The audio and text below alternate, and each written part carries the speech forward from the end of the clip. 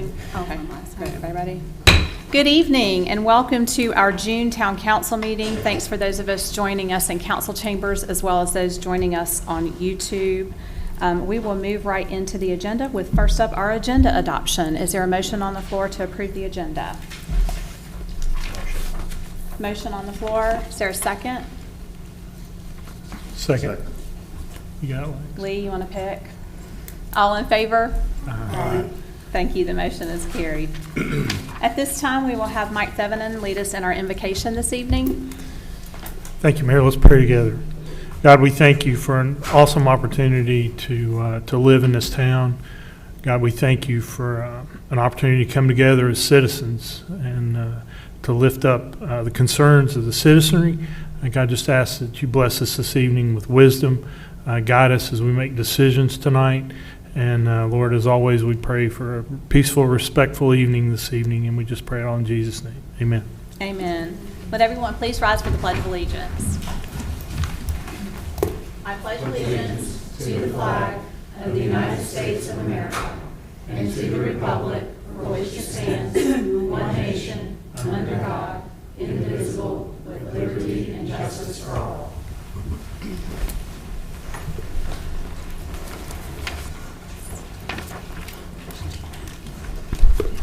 We do not have any special presentations this evening, so we will move into the public comment portion of this evening.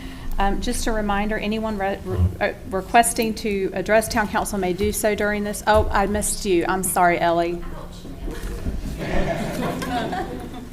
Ellie, it's not, oh, there we go. Sorry, Capital Improvement Project. Hi, good evening, everyone. I won't take up too much of your time, but I am excited to present our new capital improvement map. It's similar to our development map, so we're going to unveil something that I think will be very useful for council and residents alike. So when we launched the development map last year, we thought we adequately responded to the questions of what's happening in my neighborhood, what projects are underway, when will they be completed. And while that map has been highly successful, we knew we needed to go further and create something similar for our capital projects. So this new CIP map, it's going to be dynamic, it's accessible, it's designed to bring the pipeline of our projects to life. And so rather than expecting our residents to dig through spreadsheets or budget reports, this map puts information directly in their hands, in your hands, on your phone or on your laptop, and it offers a clear picture of where tax dollars are going in our community. And I believe that this effort reflects our commitment to transparency and our belief that an informed community is an engaged community. So excited to share with you tonight what that looks like. So if you've seen the development map, the template and the format is very similar. You'll navigate to the story map via our website or a direct link. You'll click on project pins around the map and view details for each of those projects. Details include budgets, funding sources, resident impacts, and proposed completion dates. And we do recommend that you bookmark the page and check in frequently for updates as projects progress. But I will say it's pretty easy to get to from our website. So we're going to do a demo. It's actually a screen recording, so I'm going to talk over the recording as it runs through. But you're welcome to follow along on your phones because it's live on our website right now. If you navigate to our homepage and scroll down to our community links section, you'll see a button, and I will demonstrate that right now. So here's our homepage. Scroll about halfway down the page. You'll see a capital improvement projects link in red under community quick links. So here's the site, looks just like our development map.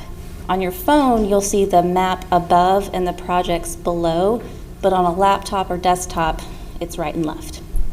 So you can click and drag to move the map around. You can zoom in, zoom out, and you'll see lines and gray pinpoints on this map. The lines are our greenways and transportation projects. The pinpoints are the individual projects.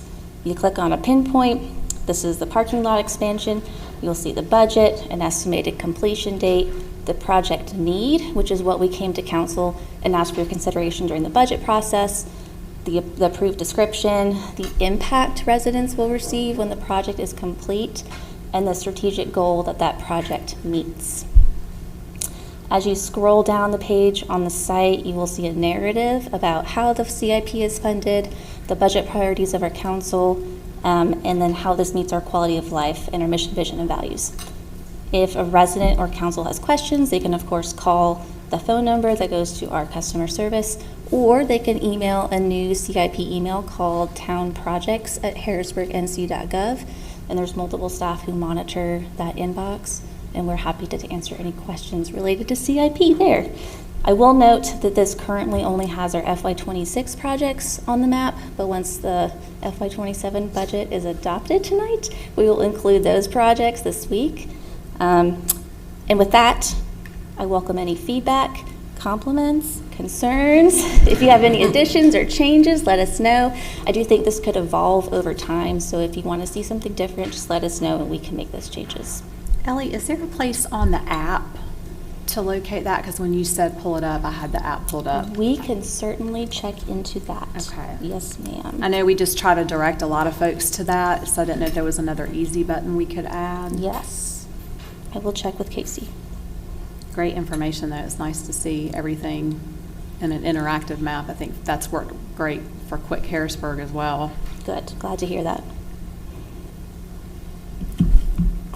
There might be a chance, I'm looking, this is wonderful, to color those pins as to something that's active and inactive or underway, especially if you start getting things that haven't started yet.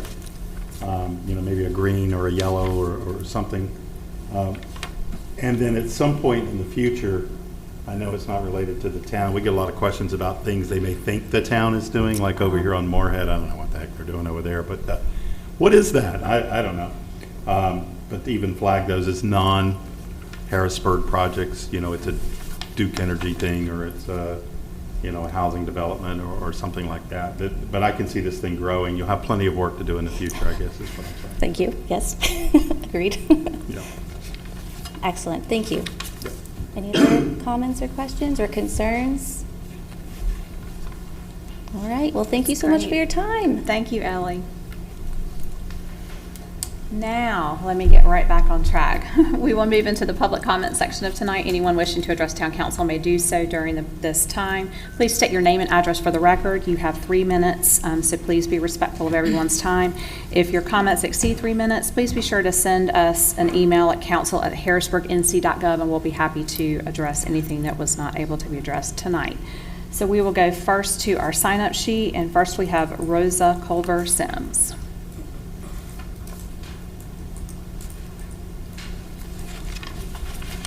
Good afternoon. We meet again. As my calculations, this is Groundhog Day 4 or 5. And when I left here the last time, I started thinking about some of the issues and things that have plagued and that the black community has fought for. And I thought about Reverend Martin Luther King and John Lewis crossing the Edward Pettus Bridge. And I know that they probably had to talk to people a lot when they were crossing that bridge, time and time again, because people were probably a little weary and was wondering how many times they had to do so. So as I was thinking about that, I came across a song.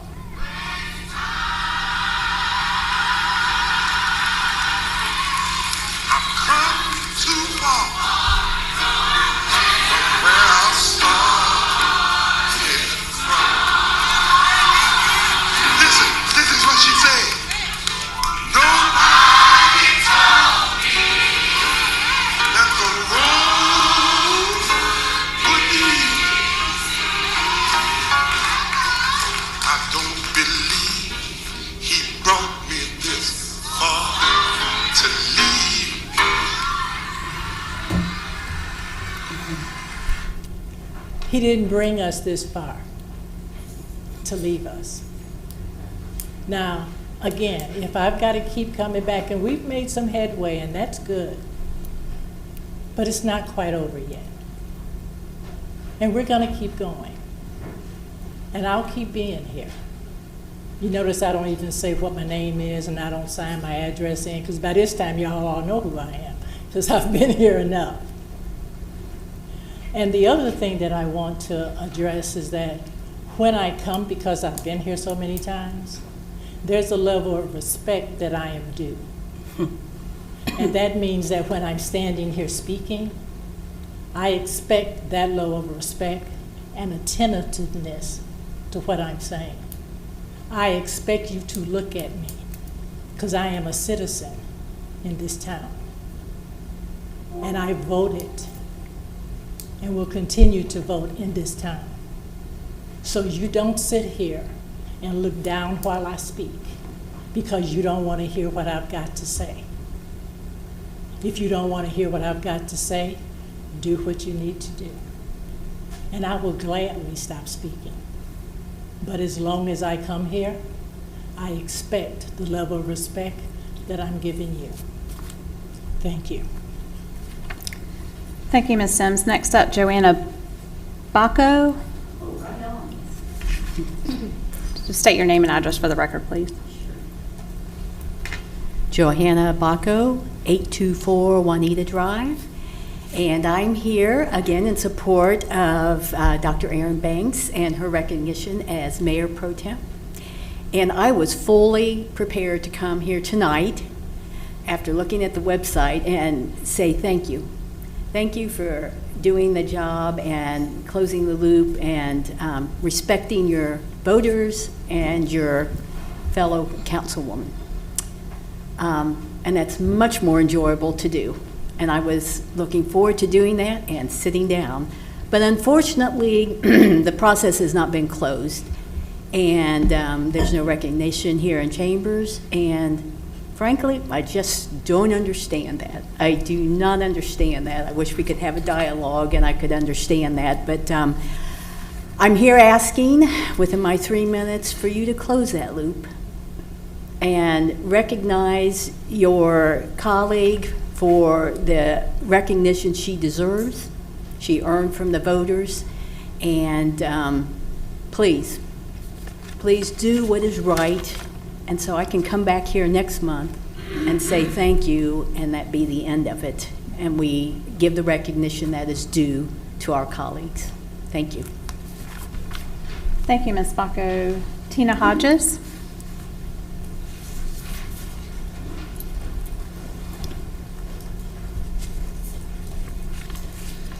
Tina Hodges, 3606 Cheryl Lane. Good evening. Tonight I'm urging this new council to consider changing the UDO to allow for backyard chickens. This is a request on behalf of all Harrisburg residents who desire and deserve the freedom to responsibly keep chickens. Currently, owning chickens in the town limits is prohibited unless your property is 2 acres or more. This is an outdated 25-year-old ordinance, as towns all around us allow backyard chickens to some degree: Concord, Charlotte, and Kannapolis, to name a couple. I am proposing that the council change the UDO to allow for those who live on a ½ acre or more to be able to own up to 6 hens, no roosters, in an enclosure. This is similar to the Kannapolis ordinance, which I have given you a copy of in an email. This includes no permits, which just act as deterrents for residents and extra work for your code enforcement officer. Oversight would just be complaint driven, as it is already for nuisances. I started a petition that has reached over 250 signatures in 1 week. According to the petition website's own analytics, 70% of all signatures are local with stated zip codes, specifically over 80 from Harrisburg, including 2 current council members, 1 former council member, and our representative, Brian Echeverria. People do want the freedom to feed their families and manage their property how they see fit. Just as I have neighbors who have basically cemented their entire backyard with a pool houses, extra garages, and extended living areas, I should have the right to have a small coop and run in my backyard, which is all that is necessary for a small number of chickens. And by the way, which yard do you think contributes more to rainwater runoff issues, mine or the concreted yard? Because this is a new council, I should reiterate the many benefits of backyard chickens and how they promote sustainable and organic living, which has become a widespread desire for companies and citizens alike.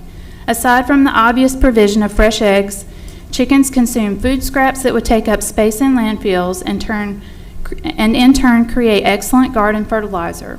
They also reduce the need for chemical pesticides as they eat many garden pests. And keeping chickens promotes outdoor activity, self-sufficiency, sustainable practice, offers companionship, and an awareness of where food comes from. In addition, the National Association of Realtors found in a study that a property with backyard chickens can sell for up to 10% more than a comparable property without. And we all know that allowing chickens would have no effect on homes governed by HOAs. I'm asking for this matter to be put on the agenda, discussed, and voted on. The petition I sent each of you proves this isn't an individual, me, demanding a change for selfish desires. When you consider the number of citizens who support this, how it is permitted in surrounding towns, essentially causes zero nuisances, has zero public health concerns, creates self-sufficient residents, and offers organic, healthy food sources to families, this matter needs to be considered and a change needs to be made. Thank you. Thank you, Ms. Hodges. Jamin Bryant Heron.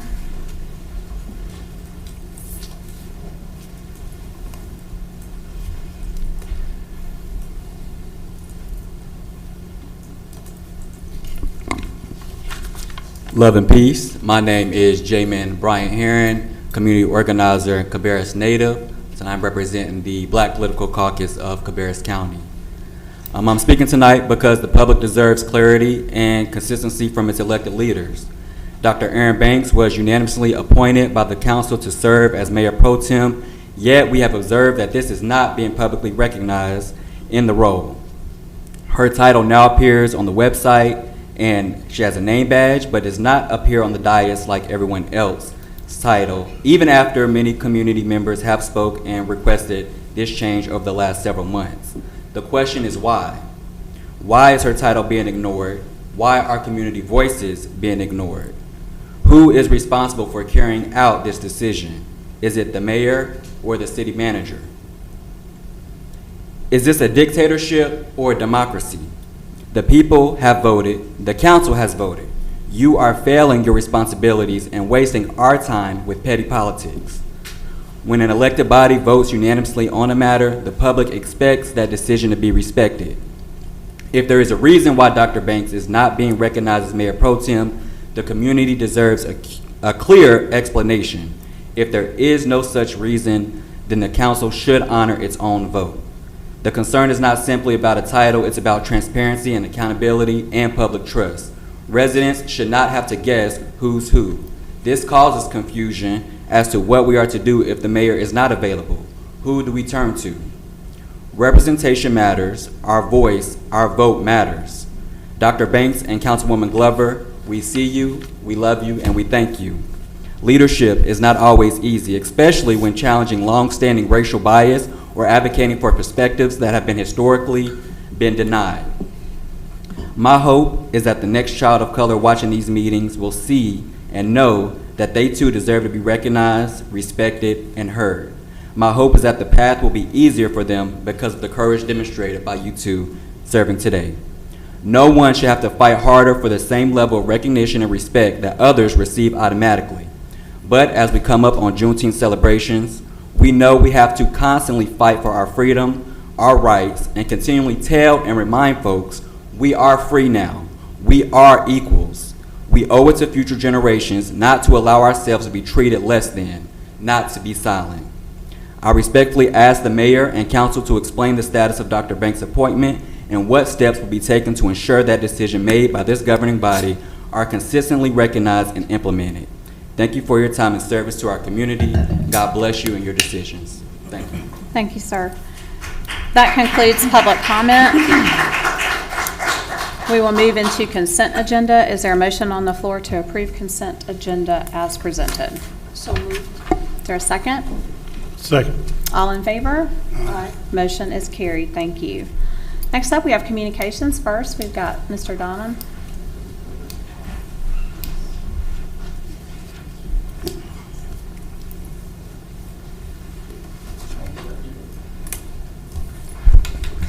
Good evening, Mayor and Council.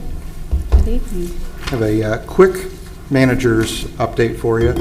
First, there was one direct question in public comment on is it the manager's decision on what goes on the dais, and just to answer that, it is not. Staff doesn't have any say on who presides over this meeting, and the person that presides over this meeting does the seating and the nameplate. So if we can clear that up, that may be the only thing that I'd heard that hadn't been cleared up. Also put this in an email to all of council, I think end of January, early February, around that time frame, explaining the dynamics of that. Town attorney then opined maybe a month later, explaining those dynamics even further. So all that information is out there for anybody that wants to look at it. But from a staff standpoint, this is an elected official issue. We work for the elected officials, not vice versa. So we won't comment on it any further with respect. Some of the other stuff we got going on, though, if we look back over the last month, we look at May just kind of at a glance. We've got a lot of cool numbers to look at, and I've decided to kind of put this on the screen for us just as a matter of record. Each month we'll kind of address these and announce them, but I like this new format, and hopefully you guys like it as well. When we look forward at what public safety's kind of wins and things that we did over the past month, North Carolina Gold Safety Award. This is the first time ever that the fire department has got the North Carolina Department of Labor Award at the gold level. That's for cutting workplace injuries last year. That's something that HR and the fire department have worked really hard on over many years. I would say going back to 10 years worth of safety committee meetings on analyzing every single workplace injury that we get, and they have finally gotten that gold award, which is honestly quite amazing for a department that does everything that they do and puts themselves in so many instances where you can get unintentional injuries. Also, huge savings in, I won't steal all of the thunder from our departments here, but property value savings. We had a couple of major industrial and commercial properties that fire department was able to respond to very quickly this month, saving millions of dollars, as you can see here. 10 plus incidents, including those two major fires, just within days of each other. And then our mutual aid and readiness, we did deploy out to Pamlico County, plus did the land search and SART topo training, which our folks are constantly out doing lots and lots of training. Chief Wooten will address that later on when he gets on here if you have any detailed questions on exactly what a lot of these trainings are, because they're quite amazing when you get to see what our guys do on a daily basis. We'll look at kind of building the community. Development pipeline continues to remain strong, and we are really starting to see that flip from that primary residential stock in our development pipeline to, we have one of our largest industrial developments in review now, 160,000 square foot of industrial space, and the Farmington retail buildings are starting to go up in a quicker and quicker pace. Multiple neighborhoods have kind of reached that full build-out stage of asphalt placement, so you're starting to see those come online. Our economic development team was able to go out to Las Vegas, and in front of 25,000 attendees, they were able to pitch Harrisburg at that ICSC retail conference, trying to get our name out there and explain to people what we have to offer as we try to attract retail to the area. CIP continues to move forward. Cambridge Drive, that extra extension on Bat Creek that we were able to approve at the last meeting, and the Oakley sidewalk out to bid. And you guys saw the beautiful new park monument sign is live. Everybody's been down on the turf fields, saw the ribbon cutting for that. And we also got done with the splash pad, all the new equipment. So we upgraded the equipment on the inside of the building there, added air conditioning in there so that would not have all the condensation, rusting, everything. Of course, some other things went wrong. As soon as you fix one thing, something else pops up. But continuing to move forward at kind of a record pace there. No news, we are in a drought still, even with all of the rain. But we were able to really address those May 15th when we went into that phase 2 water restriction by reaching out to our community, educating the community We saw a great response from the community. We didn't have a lot of the troubles that some of the other communities had with enforcement and some of the heavy-handed approach to it. Our folks responded. We really saw that no panic messaging pay off. The Public Works Department, this is multi-years in a row, but recertified this year as a SHARP certified Public Works Department. That's an award given by the Department of Labor as well. We're one of only 6 Public Works departments in the state of North Carolina that has that designation. Quite an achievement when you consider that's everybody, right? That's from Charlotte down to the smallest community. There are only 6 in the state, and we're one of those. Our strong financial position continues. Our cutoffs are all the way down to 39 now as our auto drafts grew in the water department up 200 additional accounts. And our interim audit came back clean with the staff referred to as model examples for other communities. As we look ahead, we have tons of events, which I know the mayor will get to in her area. We're really focused on the 4th of July. From here till our 250th celebration will be all hands on deck. It's not just our Parks Department that does that, it's our Public Works. Really everybody will have over 40 deputies at that. Our entire fire department will man that, and all of our front office will be out there with walkie-talkies, manning cash registers, texting each other the entire time, trying to figure out where each other are at so that we can make that event go as smooth as it's ever gone. Really happy with the plan that we have. We've already distributed over 1,000 wristbands to our residents, and they'll be able to continue to come here to Town Hall and get those between now and then. The continuing to monitor those drought conditions, it's improved quite a bit. I would anticipate if the rain continues as it has been that we'll be getting out of that pretty soon. But it took about 6 months to get in. We're not going to get out in 6 days. I think by the end of summer, as long as the weather cooperates, we should be in pretty good shape. And then finally, at the last meeting, we had quite a long conversation about the Fuda Creek Greenway project. We have met with the vast majority of the homeowners out there. Those meetings went fantastic. Brian, John Young, and myself went out. We were able to meet with everybody in their living rooms, go out and walk the backyards, walk the greenway, look out there. Really those homeowners understand that, the projects coming through, the biggest concerns were privacy and security, which are very fair concerns. And so we've taken all of those notes back. And our next step would be to create the preliminary engineering. We'll have the alignment that meets all of those households. We'll then kind of cost that out, go back out, meet with those homeowners one more time before we move that into our standard design. So that is now on its way. I'll stop there. I have a bunch of other notes here, but I still have the budget to present tonight. But I'll take any questions if you guys have them. Any questions for Rob? They're saving them up. Robert, I asked you previously to the meeting about the walkways back here in Harrisburg Park. About those walkways are still listed as private, but I think you had an alternate answer, I guess.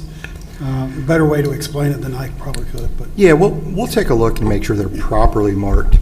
There's kind of 2 definitions of private when it gets into infrastructure. So there's publicly owned, right? So that's the stuff that we maintain, and those are what most people consider public. Common open space in a neighborhood is also public, even though it's privately owned. So there could be a neighborhood, and if you have, let's say, a playground in your neighborhood, unless you have a key fob gated scenario where you have some restriction, that's public property. It's not, you're not trespassing. So there are some trails that are maintained in HOAs that are common open space throughout the town. Common open space is open for anybody in the community. It could be a visitor, it could be an owner. They're open to the public. So I hope that helps clear that up. But there are some neighborhoods that will label it either owned and maintained by such and such HOA, or they may say privately maintained. That doesn't mean they're closed to the general public. You're allowed on common open space in neighborhoods as long as you're not doing anything that you couldn't do anywhere else in public. Same as being in the parking lot at any other publicly owned area, Thank you. or commonly owned area, I should say. Any other questions for Rob? All right, we'll move on to Finance Monthly Report with Brian Lee.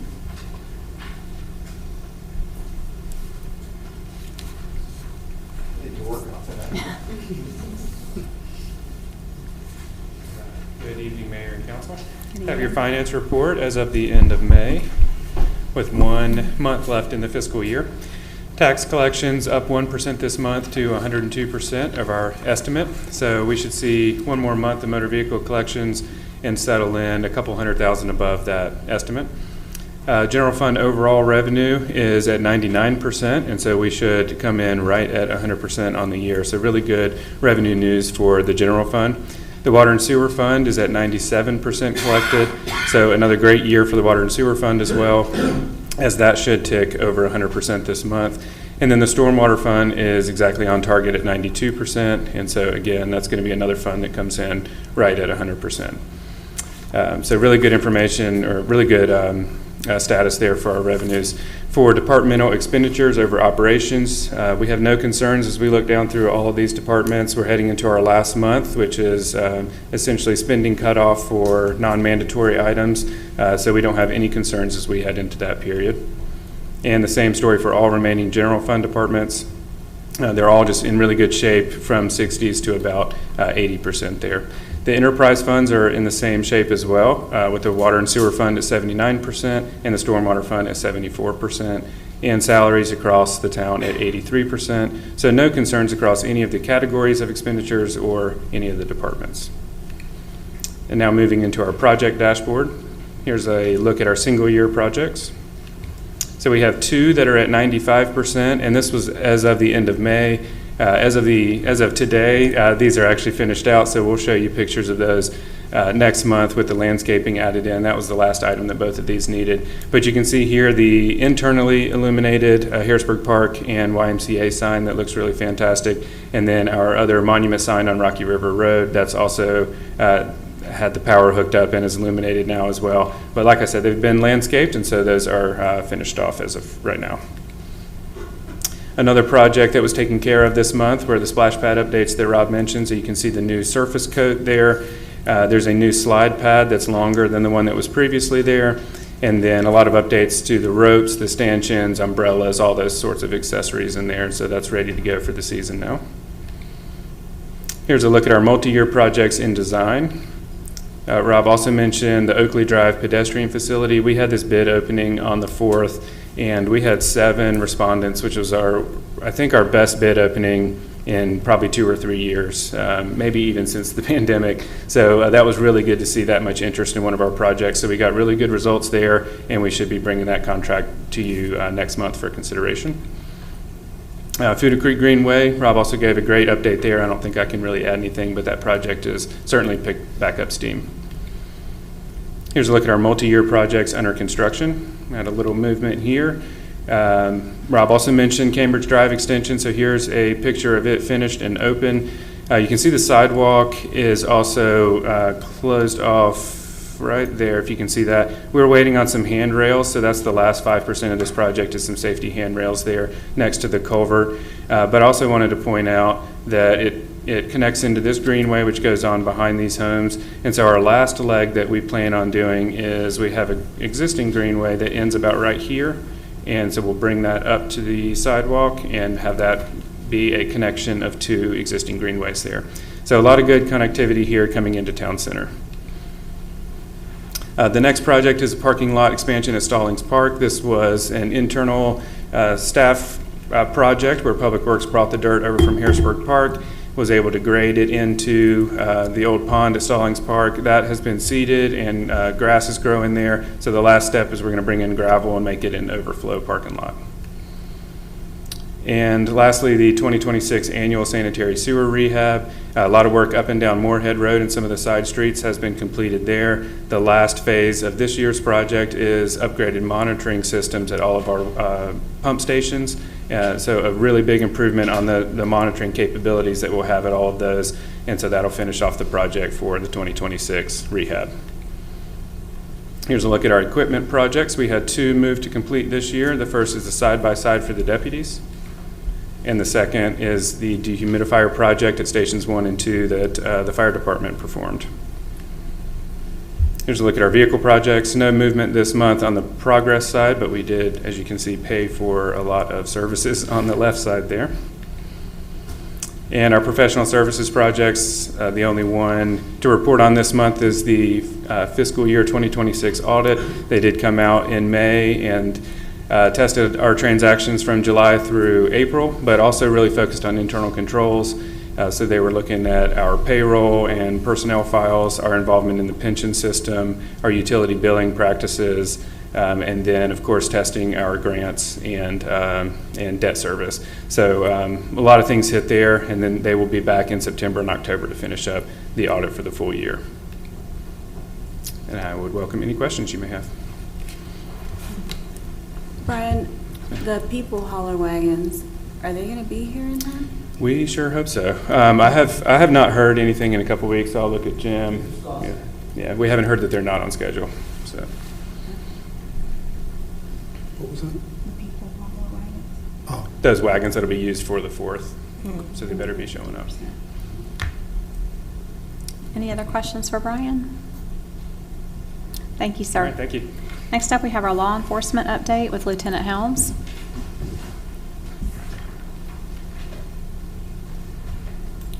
Good afternoon, Mayor, Council. So for our month of May report, law enforcement related activities, we're at 4,793 for the month of May. As you'll see as we go into the next slide, we had quite a few additional security checks this month, bringing us to 2,904 above our average of 2,079. So lots of crime prevention. Traffic stops are a little bit down from our average of 1,027. We were 851 in May, and that's in part because one of our traffic officers was injured in a training class. He's going to be out hopefully back sooner than we expected, but it's still probably going to be like mid-July, maybe late July. He had to have a surgery. Non-emergency response times are doing well, 617 with an average of 646. Always trying to keep that below 7. And trends and special activities, crimes against persons are slightly down this month, as well as crimes against property, so that's always a plus. White collar crime, fraud, financial crimes are up just a tinge, not much. Vice crimes as well, and crimes against society, and non-reportable up just a touch. For our trends and special activities, again, as we're seeing trending month to month, crimes against property is our biggest crime trend with the larcenies and thefts and things of that nature, and then non-reportable crimes, as you can see over there with our death investigations and things of that sort that don't actually amount to a criminal offense. The second largest chunk, crimes against society, and then or coming in third, crimes against society at 19%. And as always, is what we hope for, remaining low, crimes against persons at 11%. So this is year to date, the top number total on the right-hand side of the slide there, crimes against persons were at 40, crimes against property 95, white-collar crimes 39, and vice crimes 48, crimes against society 72, and unreportable at 82. So overall, really not looking too bad, especially with the crimes against person, which we always want to keep that low. Probably as we look as typical years have gone by, as we get into spring, some of those property crimes tend to spike a little bit just because more people are out a little bit later and things like that. And, you know, it's not so bleak and miserable and freezing cold at 3 a.m., so it's a little bit, I guess it's a little more enticing to get out there. But hopefully we will keep that at bay, and that is it. I'll be happy to answer any questions if you have any. I do have one question. Yes, sir. The electric bikes, is that considered a vehicle? And do you have to have a helmet? And do you have to be of age? We're still And- navigating through some of the legalities of that. There is a little, I think some of the traffic county unit guys did some research on that, but we're still trying to figure out how that actually applies, like where you actually can legally ride those, and do you have to have the helmet and all that. So hopefully I can figure all that out by legal definition and have you an exact answer next month. Yeah, I think it's okay. I see them riding around the neighborhood. That's cool. But then I saw them up there on, Roberta Road and cutting in and out of traffic with no helmet. Ooh. Yeah, and that's the thing. It's not so much a problem for, well, I guess it could be a problem for motorists, but it's more of a safety concern of the folks riding those things because, that thing's not going to win against a, a Yeah. 2,000-ton car or truck or something like that. So we definitely want to make sure that, A, everybody's doing it legally, but, B, that they're doing it as safe as possible with those things. And my understanding is they get up pretty fast as well, so I don't really know about the speeds of those things, but I've been told upwards of 30 miles an hour for some Yeah. of them, so that's I pretty. think top speed is supposed to be 32 miles an hour legally on. Yeah, They're that's, governed to that. And there's two types. There's the types with pedals that are, electric assisted, mhm. and there are the types that are like little mini bikes with an electric motor with no pedals. And I think those are the more dangerous ones. I believe so. That's pretty fast to fall with nothing really protecting you. But I'll start to look into that and see if I can come up with That'd be great. the actual Thank- Should we- legalities of all that. So does that mean we should disregard the information we got last year from Captain Meesmer? Because No, that should he still be talked to us current. at length, and some of them are technically motorcycles. That, unless there's been a legal update or something changing the legislation of those, but I will check on that too, just to see. I would say what he sent out would be accurate for the time being, but I think there has been a couple of updates. Because I think this is becoming not just a local problem, I think this is becoming a statewide issue as well, especially in bigger cities where there's, more of them and more traffic and things like that, so. If you guys did have a point of view, it might be helpful to get a reminder on the website, like you can ride this in a neighborhood if you have a helmet and if you're over 16 and if it doesn't go over 32, because it sounds like we don't know the rules. They're definitely not street legal, but. Yeah, we're waiting on some additional guidance because they've just become so cheap that everybody has them. And generally, these are cheap import things, like the ones that are, they have a serial number and they're governed up to 32. Our initial guidance on those are not street legal, right? Those are, they're not a dirt bike. That's why they're governed. Everything under that, you don't need anything. They're not a motorcycle. You don't need a license. You don't need a title. But then again, you shouldn't have those in the street because they're a toy. Now, things that go above that, those were considered, and they fell under the same electronic rules as golf carts. Once they got above that, then they had to be street legal and licensed and yada, yada, yada. There has been so many of these, variations that I don't think the state has a great statute on it. So we're waiting on some guidance on these ones that are kind of stuck in the middle. So. I don't know if we can see some legislation coming out sometime. And again, in the future. there's lots of different types. Yeah, kind of The ones started, that you pedal- mopeds were Yeah. not regulated Yes. as much as they are now. Much different, yeah. We can probably link this, because back on April 29th, on the Facebook, Cabarrus County Sheriff's, they did post something from UNC School of Government, and it's a nice visual that will explain. Yes, and I can't remember that verbatim, but that should be the most. It is, current. it talks about ages, if it exceeds 750 watts. There's some pretty specific things on there that they had at the time, so maybe we could link that as well. Yeah, there's some recent guidance on it, and we'll get something. We'll figure out what the latest is. Regardless of what the law is, I would still encourage parents. I've got young kids. My kids rode their e-bikes around the neighborhood and stuff. These are very dangerous if you don't know what you're doing. There's a lot of kids that ride out into the road. They think, hey, this is a safe neighborhood. That's great until it's not. Cars like to park on the side of the road. Kids like to come out of sidewalks in between cars. Getting a ticket, getting in trouble, that's the least of our worries. These kids are going to get hurt, and I've seen several kids recently get hurt and be hospitalized and worse. So You do have to be very careful on these. I would just caution parents, regardless of what the law is, be careful with kids on e-bikes playing in roads. And it can certainly end very badly, as Lieutenant said, going up against an automobile. There's no chance. I have one additional question with regards to when you're doing your neighborhood patrols. It being summer, we see a lot of the golf carts out. So the question there is, I know in my neighborhood, they're 12, 13, 14, which really shouldn't be driving. Do your officers engage with those kids, or is that? Yes, if we see them. Okay.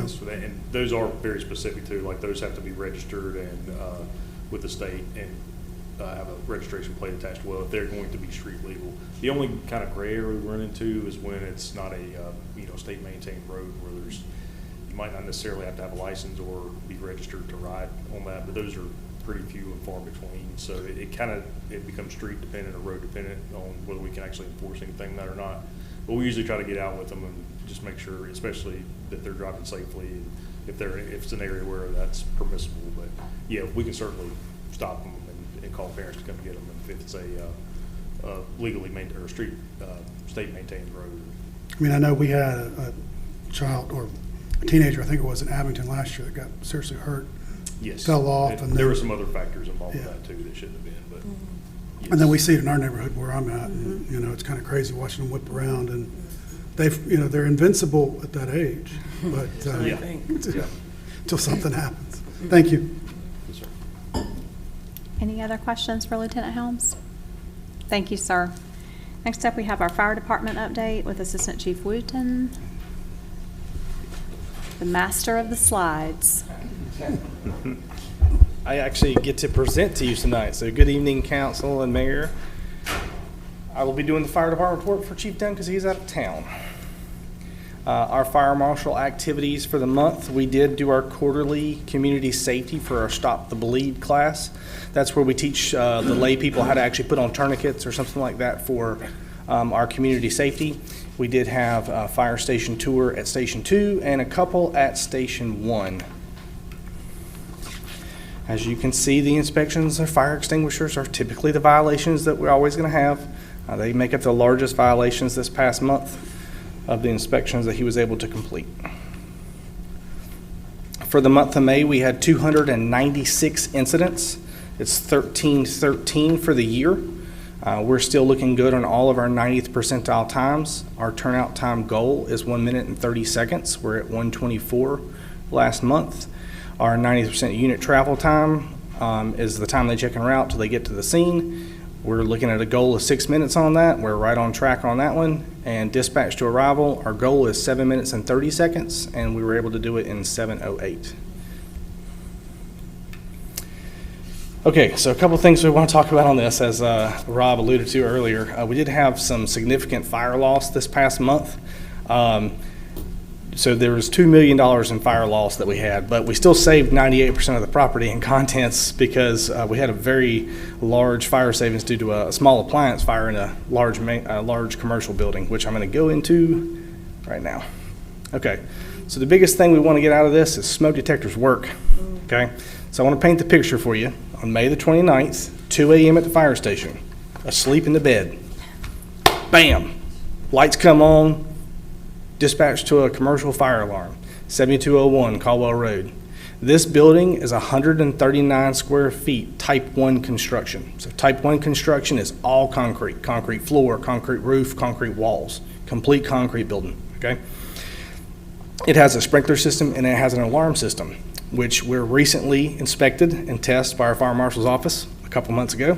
All were working, and the crews arrived on scene, made access to the building with Knox box keys, thought they smelled a little bit of smoke, something didn't seem right, quickly located this fire that actually was in the water heater.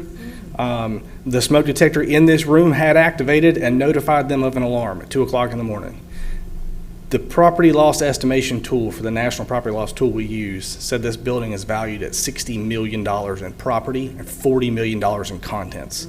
So in this one call alone, we saved $102 million of property and contents value. So our fire marshal wanted me to make sure that we really point out that We need to emphasize that this illustrates the importance of having and maintaining fire alarm and sprinkler systems in our commercial buildings.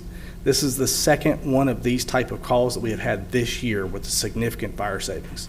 The other one was the doctor's office that we were alerted to early in the morning, same type of an incident. So, very happy about that. I'm happy to answer any questions you may have on those. I've got a general question, and I'm not certain that we are impacted, but from your seat looking our direction, there's been a lot of chatter about Department 410, I guess it is.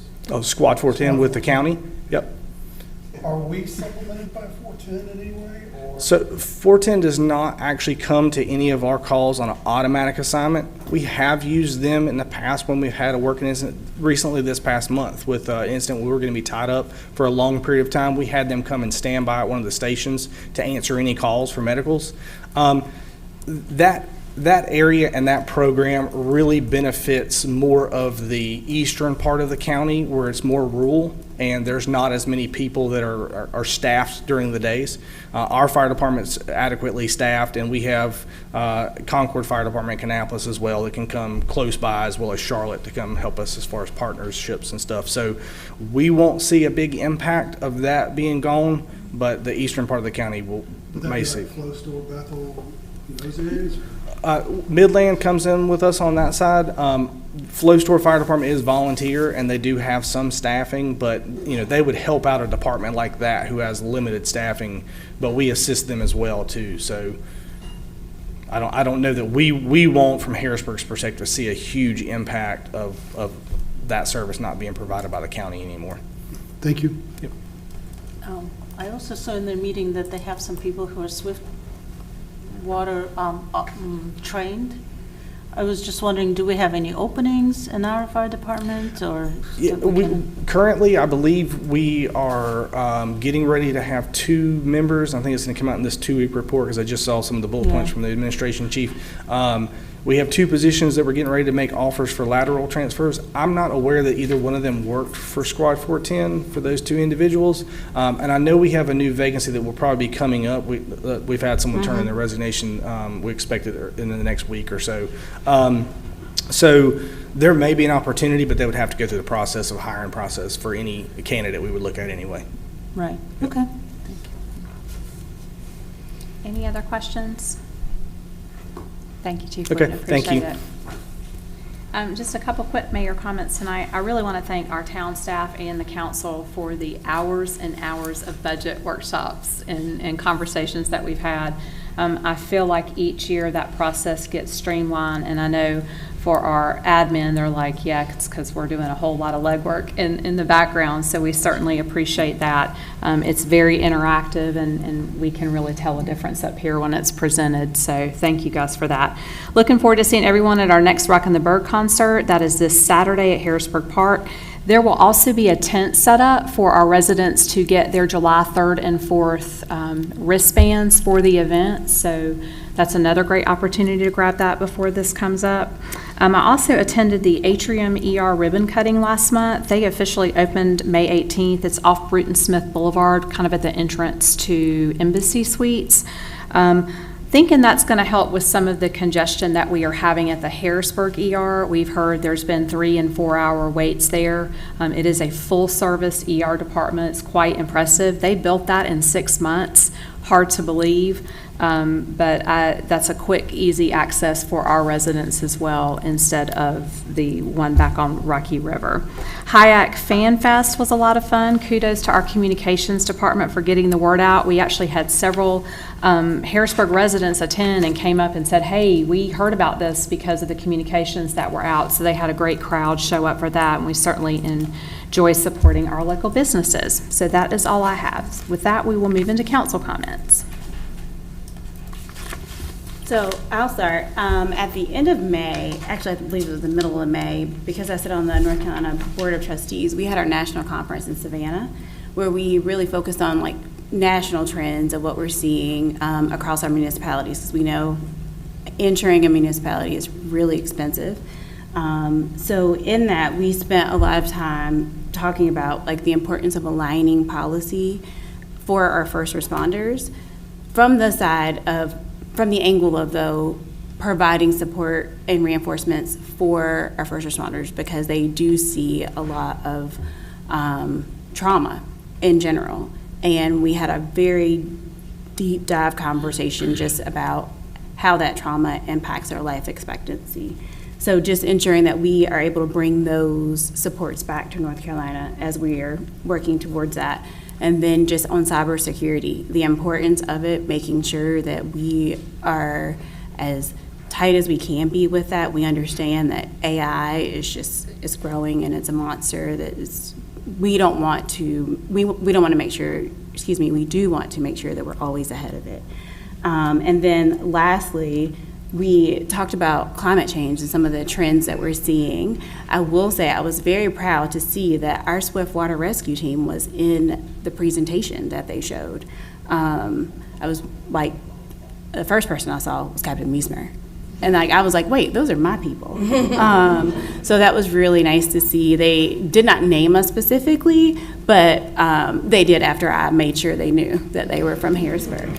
So it's really good to see that we are on the national stage being recognized and ensuring that we're bringing policies and procedures back here that will, one, try to keep our rates low, two, and I said that in the wrong order, take care of our people first, and then try to keep our rates low.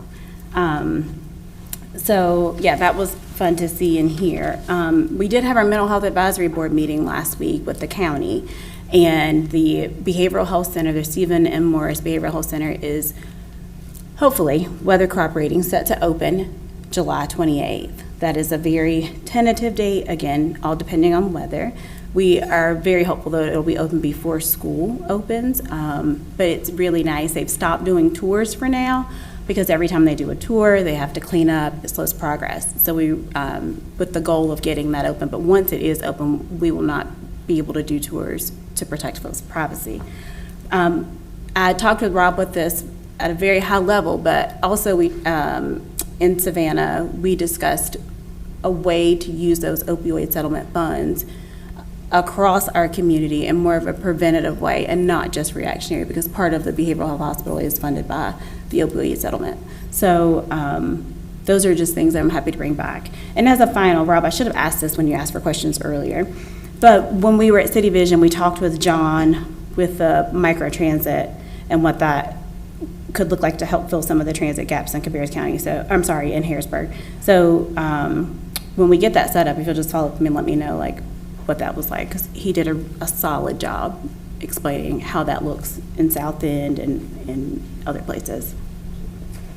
On your cyber crimes, you know, Monroe recently, I think it was Monroe, sent out money via direct payment, and they had never sent money to this company previously directly like that. It's always been a check, and the vendor even came out and said, we've always had a check.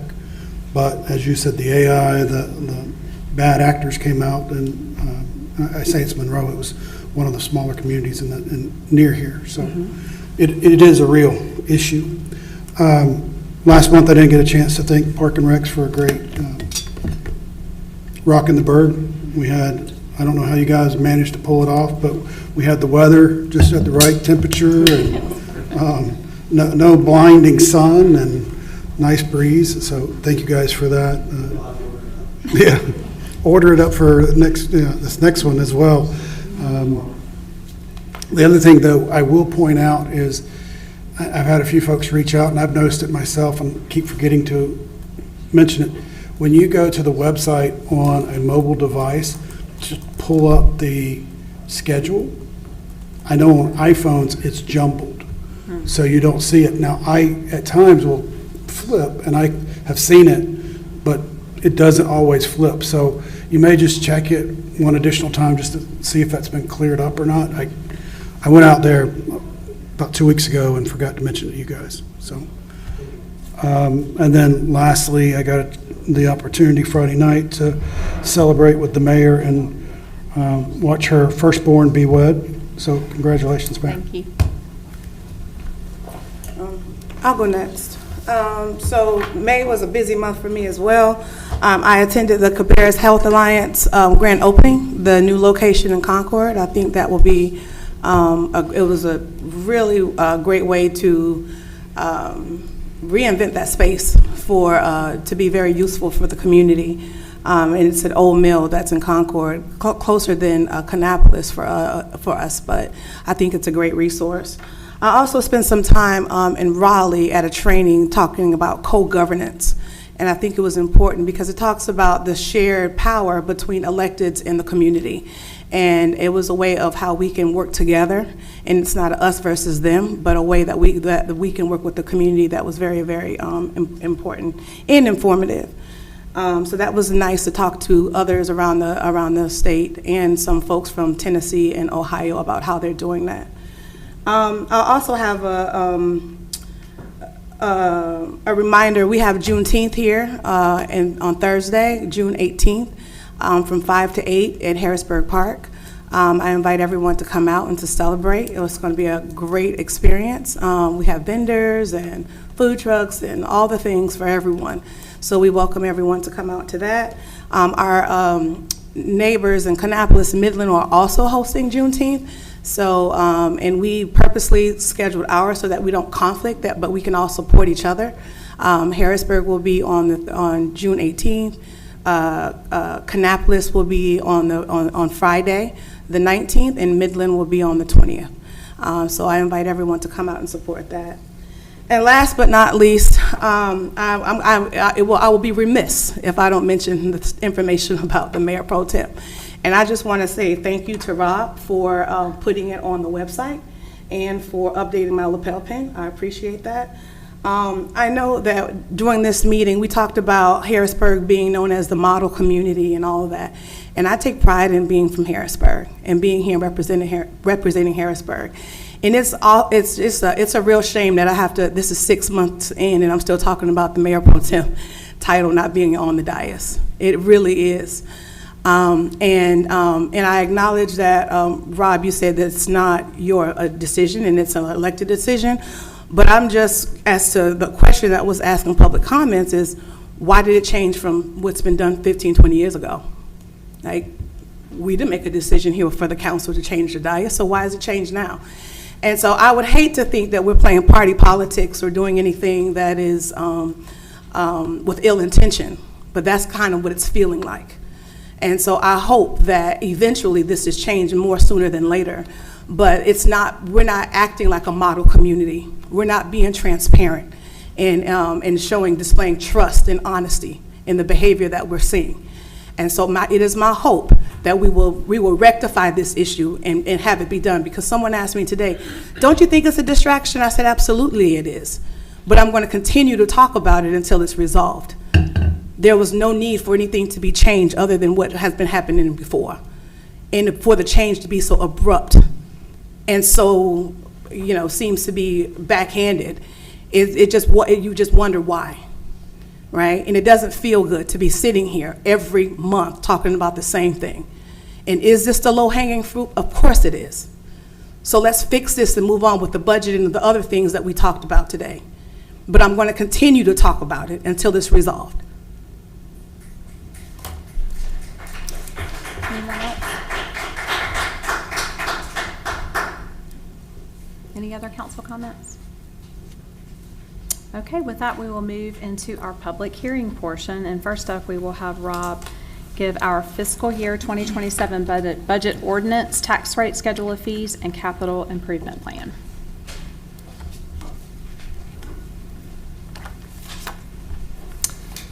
All right, I'm back up. I am not going to make everybody sit through 40 minutes again of the detailed budget, I promise.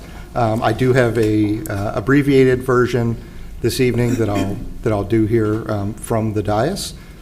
First of all, good evening, everybody. I am proud to present the final manager's recommended budget for fiscal 2027. This has been posted on the town website for the past month, and it's also been available for inspection for anybody that wanted to come here and inspect it at Town Hall. The headline on this is pretty simple. There is no tax increase. This is the third year in a row for that. This is a smaller town budget than last year. And the long-term commitment to operational excellence includes an increase in quality in many of our departments and a commitment to the same services our residents have come to count on year after year. The general fund overview, the budget's been prepared with that tax rate, as I said. You do see service levels remain consistent overall. You will also see some targeted increases in the economic development efforts, as well as planning, community development, and a continued investment in public safety, with the first two really having the effect of diversifying our tax base, making us much less reliant on residential property taxes so that we can have more commercial and industrial share that load with our residents. New budget request examples focusing on that economic development, also investment in strategic acquisition and expansion of our park facilities, and then the ever-present transportation issue that tends to come up year after year after year. The general fund, you can see the revenue that comes in, 61% of that comes in from property taxes, with nearly the remainder, the additional 32% in intergovernmental, that is mostly sales tax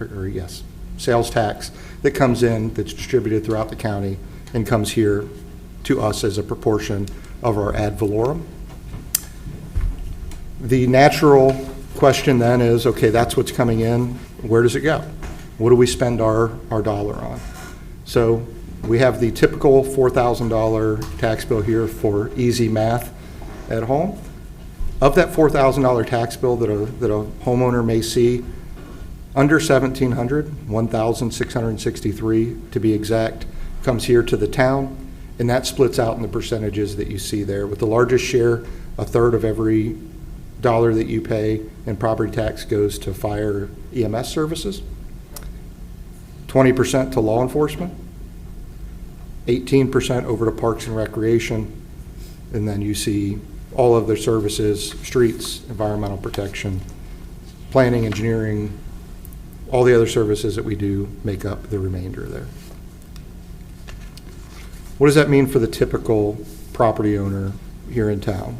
Well, at 41 cents for a home valued at $350,000, that means $1,435, and you can see the various levels of taxation depending on the property asset values. For the water and sewer fund, again, service delivery expected to remain consistent and best in class. We take a second position to no one. I think when you look at all of our benchmarking across every aspect, we've committed to competing at the highest level, providing the best services that we can provide, and doing that at a better cost than every one of our peers. That's a lofty goal. We hit that goal on every single metric from top to bottom throughout the organization. Back in 2023, the council adopted that water and sewer rate resolution that identified incremental increases annually rather than waiting 4 or 5 years for rates to need to be adjusted and then throwing a 15-20% rate on our residents. We're recommending that again this year, the 5% water and sewer rate increase. That accounts for the 5% increase that's passed on to the town through WASAC and the city of Concord for both sewer treatment and water. We really have no control over that, by the way. I mean, those are going to be passed on. Those are costs they have. We pass that on to our customers in kind. So what's the big picture? Total proposed general fund expenditures of $36.3 million. That's 2.9% less than fiscal 2026 with no cut in services. If anything, we're pushing the envelope forward. The three main operating funds, if we count general fund, water and sewer, and storm, is $51.9 million. That still comes in 2% less than we had in the previous year with our three largest investments. Transportation improvements of nearly $8.4 million. $12 million in public safety, that includes police and fire. That's 53% of every dollar we bring in property tax goes directly to public safety and police and fire services. And $9 million in parks, facilities, and improvements over the next year. I think when you look back at the process that we had this year, you'll see a thorough transparent, and an engaging budget process. We were able to speak with lots of members of the community. We had lots of great conversations with the board. The staff had tons of great conversations back and forth of how do we build a better mousetrap? How do we continue to lead the industry? How do we outperform our peers in service levels and do it at an ever decreasing cost? Over 25 total hours, including tonight's public hearing, will have been spent on public engagement. We're proposing to maintain the existing tax rate for the third straight year, 41 cents per $100 evaluation. All of our service levels are expected to remain at that high level, and we meet our adopted vision, mission, value, and goals across the board. I'll reiterate, because I do think it is very unique. I don't see any other community doing it. We're continuing to find ways to be more efficient, to set department goals, to set efficiency standards, and our staff is second to none. And you'll see our general fund reduce spending 2.9% this year without reducing any service and continuing to attract the best talent that we can. Again, this budget has been made available to the public. It's been here on the town website and for physical inspection for the last month. Tonight, we are going to have our public hearing where the public will have final opportunity for comment, after which we will have the opportunity to vote on the budget. It is my recommendation this evening. I think when you look at our budget, we meet our goals. We've been responsive to the community every time they've brought something to us. We're very responsive to the board. This is a group effort. I don't think any one person on this dais has more influence than the other, and that's a good thing. I don't think any one resident has any more influence than any other, and that's a good thing. And our staff does this as a group, and we start this way back, and some of this starts in September. So our folks are looking forward to getting through the 4th of July and getting right back on budget, I'm sure. But this takes a year-long effort of measuring. We're very proud of this budget, and we're proud of what the town does with the investment that the community is willing to make in us. With that, I'll answer any questions that you have, and I'll also be available if there are any from the public. Rob, you said third year, 41 cents. Reasonable. But for the life of me, I have my notes written, and I can't seem to remember. 41 cents now, what did we agree to? How many years? Was it a 4? We're on the 4-year revaluation component. So when we looked at this, when the county had the lovely revaluation process that we were all able to experience, the question at that point was how do we address previous inflation, and then how do we create some stability for our residents moving forward? People don't want to see tax whipsaw. If you're gonna set a tax rate, set it. We'll get to the next reevaluation and we'll adjust. But similar to the water rates, you just don't want to see huge increases like we saw in that reevaluation period. So we looked forward to the next reval, which are always 4 years. So we looked forward 4 years, committed to that tax rate. We're able to deliver on that, even though inflation has not cooled as much as we would like it to have cooled. Particularly the municipal cost index is significantly different than the consumer price index. We're about a 1.5 above that. We tend to lag the economy in general. So I think now, Brian just mentioned, we got our first decent bid that we've gotten in 6 years. So we're hoping to see that trend forward in this year. But we've seen that municipal cost index stay high, stay pretty sticky, and our prices have remained high, particularly in the labor market as we kind of navigate that. But 4 years is what we've committed to, and we intend to stick to that. We're 3 years in, so is the values, and maybe this is more for Brian, or the home values, we're not hit here on the East Coast as much as the West Coast and Florida right now, so I think our values are still somewhat level. Yeah, we've tended to look at those. They're pretty level. I don't think we can count on a reevaluation in the positive direction at the next reeval.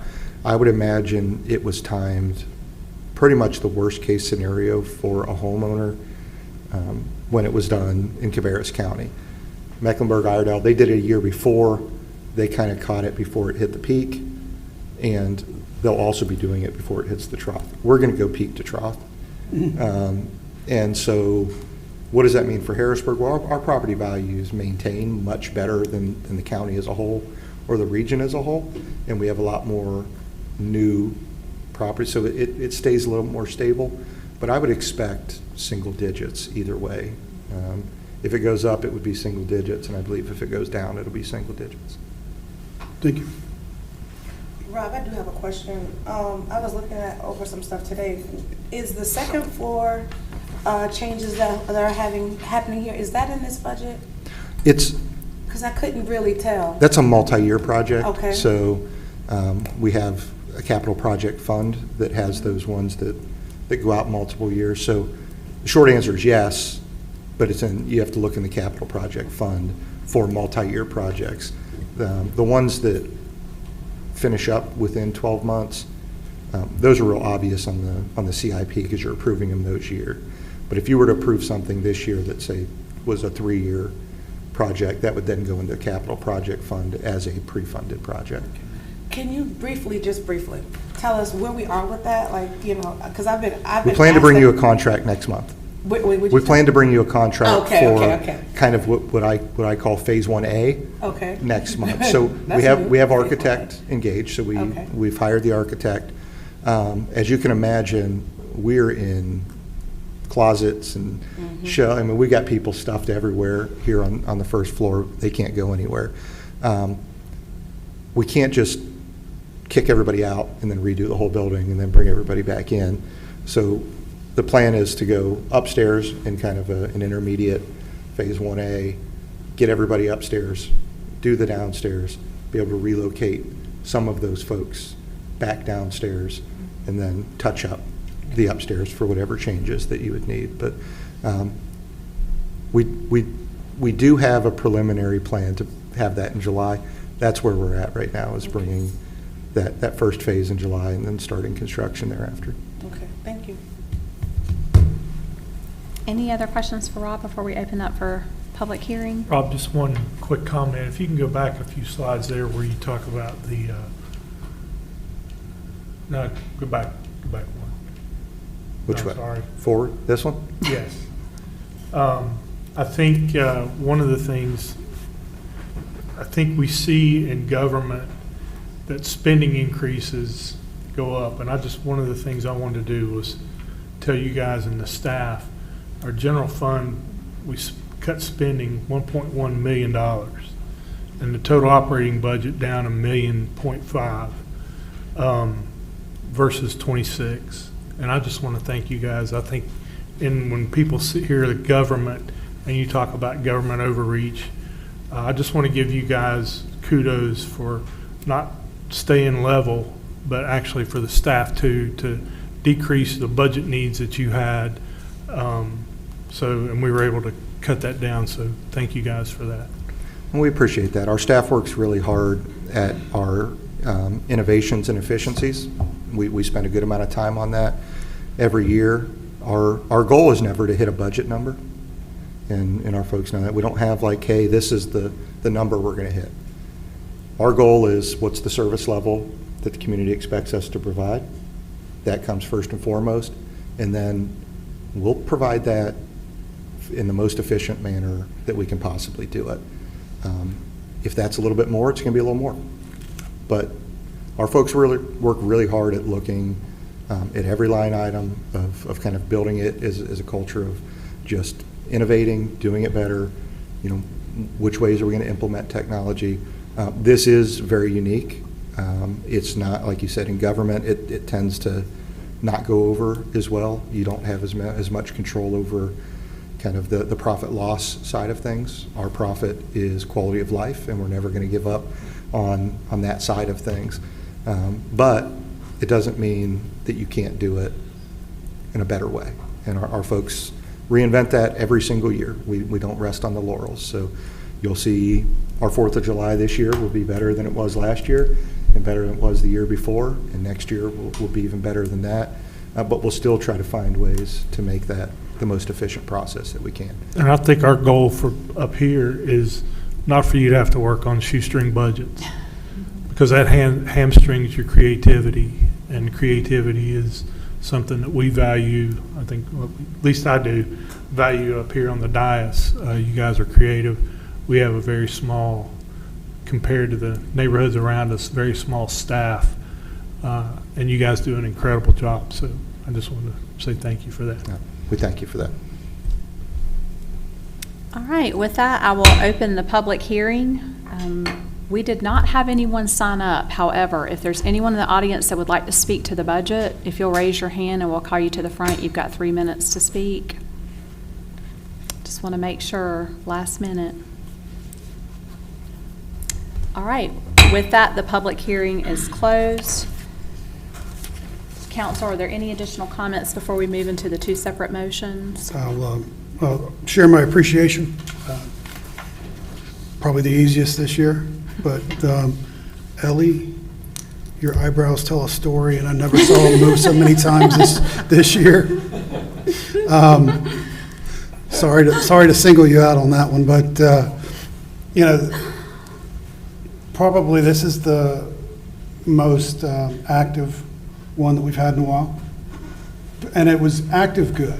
It wasn't like, you know, the cats fighting. It was all positive. I think we were all aiming for the same direction, and we learned a lot from one another. So very good exchange. And again, as Mike said, the creativity coming in lower is, in my opinion, unheard of. You'll still get beat up. I don't care. Your government, and they're going to say, well, if you saved, you know, that kind of money, you should reduce my taxes. And people don't understand how the taxes actually work and how much that really hurts you in the long run. But that's for us to explain. So we'll do our best to make sure that they understand it. But to all the staff, the department heads, thank you. Rob, thank you as well. All right, with that, we have 2 separate motions. The first motion is to approve the fiscal year 2027 budget ordinance, schedule of fees, and capital improvement plan as presented. Is there a motion to approve? Motion. Is there a second? Second. All in favor? Aye. Any opposed? Motion is carried. Thank you. Second motion is motion to set the tax rate for fiscal year 2027 at .410 per $100 valuation and to authorize collection by the Cabarrus County Tax Office. Is there a motion on the floor as presented? So moved. Second. Second. All in favor? Aye. Any opposed? Motion is carried. Congratulations, guys. Thank you so much. Thank you again. We do not have any old business this evening, but we do have several items under new business. Monterey is going to join us for a bit. First up is the consideration of appointments to the Planning and Zoning Board. Good evening, Mayor and Council. As the Mayor mentioned tonight, I will be presenting the appointments for the Planning and Zoning Board. Just to provide you guys some background for the evening, we do have rules of procedures for the Planning and Zoning Board and the Board of Adjustment. To provide a background on how the process goes, every year we open the application process for applicants. We receive them between the beginning of April and the end. In May, we conduct interviews. The interview committee is made up of several liaisons for the town, Councilmember Mike Thevenin and Councilmember Cattell, and myself. And then in June, you will hear our recommendations. So this evening, P&Z is made up of a 7-member board, including 1 ETJ member plus 1 ex officio member. The terms are for 2 years. We have 3 terms expiring this evening: Susie, Jeremiah, and Eswar. And we have 1 term vacated midterm because Mr. Leake moved. So tonight, just to kind of touch on the recommended appointments, some items of note. Jeremiah is currently serving on the Planning and Zoning Board and does coach youth athletics for the town. Heather Sweat, she is a corporate real estate manager and recently went through the Harrisburg Citizens Academy. And then James, otherwise known as Jim Eskew. He is a 12-year resident and is deeply invested in the community and is noted as a chairperson of the Friends of Harrisburg Greenways. To cover the ETJ appointment, the current ETJ member did not seek a reappointment, creating a vacancy effective at the end of this month. In accordance with the rules of procedure, staff is currently coordinating with Cabarrus County to identify an ETJ representative for appointment. We have received an applicant, and the committee did interview them. They appear to meet all of the qualifications for that role, and we have submitted that application to Cabarrus County and are working with them for consideration. If these appointments are acknowledged tonight, this is what the Planning and Zoning Board roster will look like after the end of June. And so with that, that concludes my presentation, and I will take any questions before we move to the motion. All right. Any questions for Monterey? All right. With that, we've got a motion to reappoint Jeremiah Norberg to the Harrisburg Planning and Zoning Board for a 2-year term, to appoint Jim Eskew for a 2-year term, and to appoint Heather Swaite for the remaining 1-year term. We can do all that as one. Is there a motion to approve as presented? Second? Second. All in favor? Aye. Any opposed? Thank you, motion is carried. And Monterey is going to stick around with us for a little bit for consideration of the appointments to the Board of Adjustments. Yes, thank you all very much. I will be going over the Board of Adjustment next. So we follow the same process as you recently heard for the Planning and Zoning Board. Just to provide some background on the board structure itself, it is a 5-member board, including 1 ETJ member plus 2 alternate members. This board is a little unique in that per the general state statutes, the terms are for 3 years. We have 3 terms expiring, Ian, Michael, and Brandon. To provide some noted information, Michael is currently serving on the Board of Adjustment. Jason Gaddis serves on quite a plethora of boards, but the Board of Directors for Harrisburg YMCA and the Harrisburg Business Network. Jeremiah recently also completed the Harrisburg Citizens Academy and is a youth athletic coach. So as you heard about the ETJ member, per the Board of Adjustment Rules of Procedure, 1 Board of Adjustment member must also serve as the ETJ representative on the Planning and Zoning Board. So since the Planning and Zoning Board ETJ member did not seek reappointment, the corresponding ETJ position on the board will also become vacant at the end of the month. Once a new Planning and Zoning ETJ member is appointed, that individual will also be appointed to serve the remainder of the existing Board of Adjustment term. If these appointments tonight are recommended and approved, this will be the this will be the roster going forward at the end of the month. And that concludes my presentation. I can answer any questions. Any questions for Monterey on Board of Adjustments? All right, with that, we have a motion to reappoint Michael Branham to the Board of Adjustments for a 3-year term, and to appoint Jeremiah Robinson and Jason Gaddis for the Board of Adjustments for a 3-year term. Is there a motion to approve? So moved. Second? Second. All in favor? Aye. Any opposed? Thank you, the motion is carried. Thank you, Monterey, appreciate it. Thank you all. Next up, we have Jim, who's going to present for the consideration of appointments to the Parks and Recreation Advisory Board. My turn. Good evening, Mayor, Council. Good evening. It's a pleasure to be up here in front of you folks, presenting a slate of residents for our 2 advisory boards. First one we'll go with is our Park and Rec Advisory Board appointments. A little information about the board. It's an 8-member committee. It has 7 regular membership seats and 1 ex officio sustainability. 4 terms there are expiring: Zach Bowman, Fred Belante, Hannah Butler, and Mohammed Adlibi. Terms for these, the advisory board are 2 years each, and the max number of consecutive terms a member can serve consecutively is 2 for a 4-year total. Zach Bowman has applied for reappointment to a 2nd and final 2-year term. Fred Belante, Hannah Butler, and Mohammed Adlibi have reached the end of their 2nd terms and are therefore ineligible for reappointment. As far as advertising goes, the vacancies were advertised via the town social media and website from April 1st to the 30th, 2026, and during that time, applications were received. 5 applications were submitted for those open seats, and all reside within the town of Harrisburg. So recommendations. Harrisburg Town Council Member Latricia Glover and myself recommend the following applicants for reappointment and appointment. I will also like to stress that those looking for reappointment were reviewed. Those new applications were interviewed prior to this presentation. And so to reappoint, the first one is Zach Bowman. He's a Financial Crimes Associate Manager for Wells Fargo. He's currently serving as Vice Chairman of the Advisory Board, and he would like to continue to serve Harrisburg and be a liaison for the voice of the residents. New applicants up for appointment. The first one is Martavis Monty Page. Monty is the owner of Page Fabrication, LLC, and he would like to help shape the very important role that Parks and Recreation play in Harrisburg.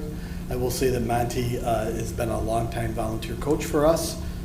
One of his references was Aaron Kegley Paris, our recreation manager, so he comes well known to all of us. The second one is Caitlin Thomas, and she is the owner of Caitlin Thomas Design and Photography. Caitlin has a strong interest in being actively involved in our community. She strives to help promote growth and meaningful change that positively impacts Harrisburg residents.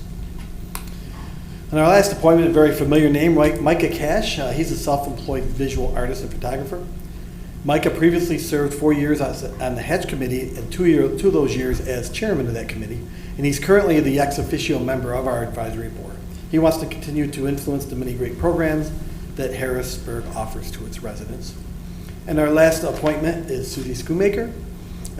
She is, I'm asking for you to appoint her to the ex officio / sustainability seat. She's a retired and is also current HOA president of Holcomb Woods. Her reason for serving is she's previously served 2 years on the town's planning and zoning board, enjoys her community involvement, especially during the current growth spurt. She believes a thoughtful, well-planned community is a happy one.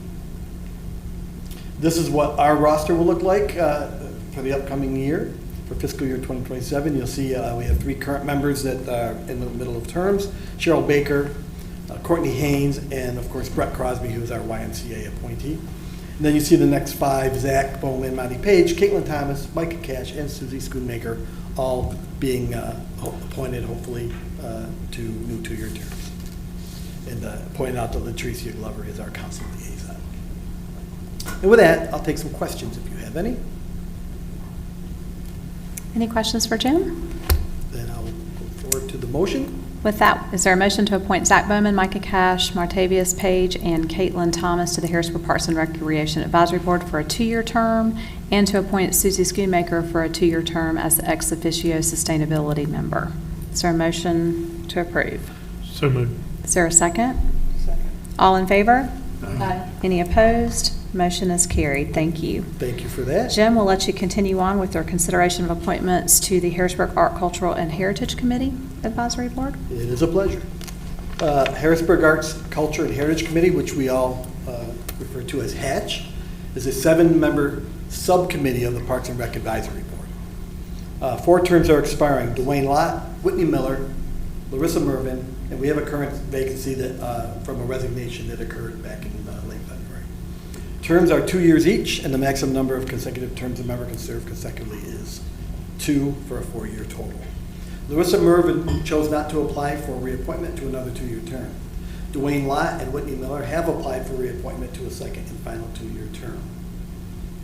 Vacancies were advertised similar to advisory board during the month of April of 2026, and the applications were received during that same time period. 2 applications were submitted for the 4 open seats. I'll get to that in a minute, and they reside within the town of Harrisburg.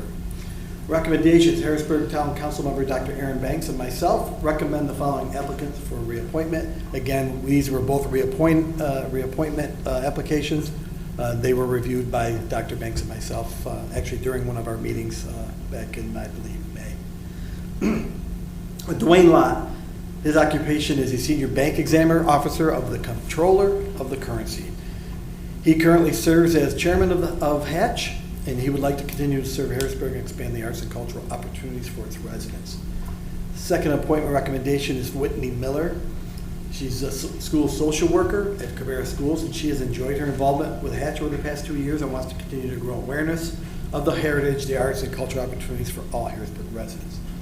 I do want to have make a special note that two Hatch committee seats remain open, and we will continue to advertise and recruit possible candidates for the committee in the upcoming weeks. Hopefully come back here in the next month or so to get a couple more appointments. This is what a roster for Hatch will look like for fiscal year 2027. And you can see that Dwayne Lott and Whitney Miller are being reappointed, hopefully with your vote. We have the 2 vacancies, and then we have 3 current members who were appointed last June, Carly Cornett, Cameron Moore, and Nellie Macharia.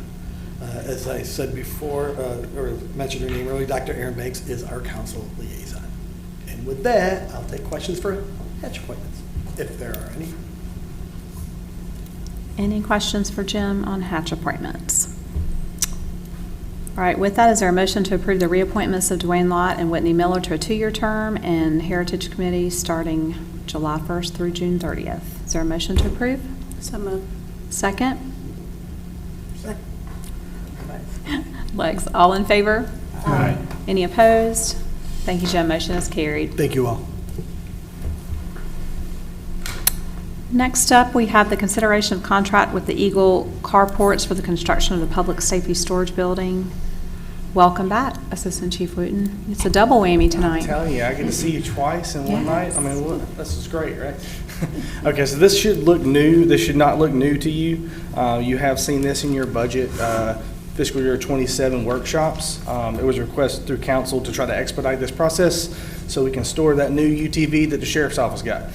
So the request is to approve the funding to purchase and the construction of a public safety storage building behind Fire Station Number 1. And the building is going to be used to store the equipment for both the fire department and the sheriff's office. And it's our recommendation to approve the requested fund the public safety storage building project.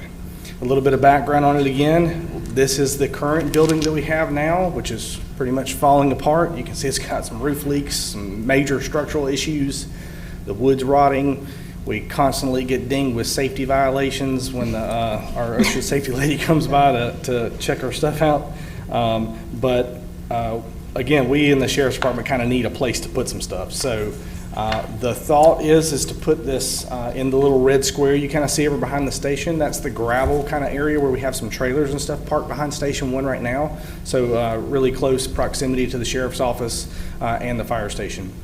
You can kind of see the cost breakdown over here on the left, and that does not include taxes and stuff. So the total project's $102,000, which is exactly what we had discussed in it, and the allocation cost is about $75,000 for the fire and $27,000 for the sheriff's office.